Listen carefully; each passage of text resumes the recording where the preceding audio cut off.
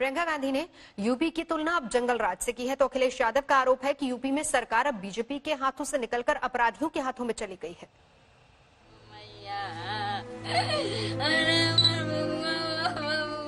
गोरखपुर में एक परिवार के आंसू नहीं थम रहे, तो इधर कानपुर में 1 महीने से एक परिवार खून के आंसू रो रहा है। यूपी के जंगल राज में इन दोनों परिवारों के चिराग बुझ गए हैं। यूपी पुलिस की साख को बट्टा यूं ही नहीं लगा, उसके कारनामे ही कुछ ऐसे हैं। बिकरू कांड के भी बाद कानपुर की पुलिस सोती रही। लैब टेक्नीशियन संजीत यादव का दफ्तर से लौटते वक्त अपहरण हो गया। यूपी पुलिस का निकम्मापन देखिए कि घर वालों से फिरौती की रकम भी फेंकवा दी और न संजीत को बरामद कर पाई और न ही वक्त पर अपहरणकर्ताओं को।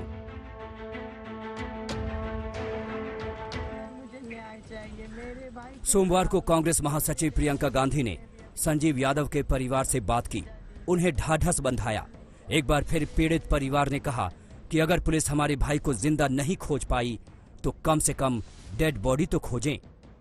बस मुझे न्याय चाहिए। मेरे भाई के हत्यारों, मेरे भाई के जितने भी हत्यारे हैं सबको सजा दी जाए और हमें कुछ नहीं चाहिए, सिर्फ मेरे भाई को न्याय मिल जाए।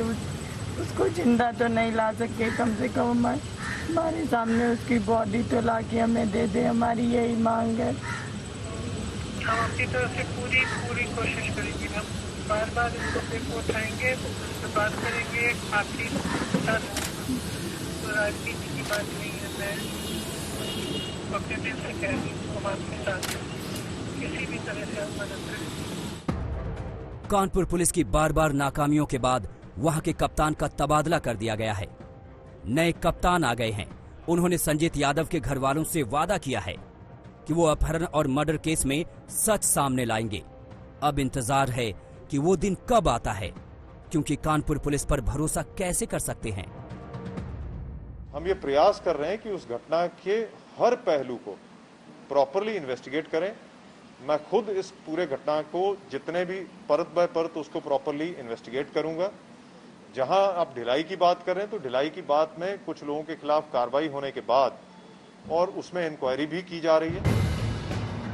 मान लीजिए कानपुर में पुलिस से गलती हो गई, तो फिर बुलंदशहर में क्या हो रहा है, जहां एक वकील कई दिन से लापता है, लेकिन पुलिस अब तक अता पता नहीं लगा पाई है। अब ड्रोन कैमरे से खोजी अभियान चलाया जा रहा है। बस पुलिस के पास एक ही जवाब है, जल्द ही खुलासा कर दिया जाएगा।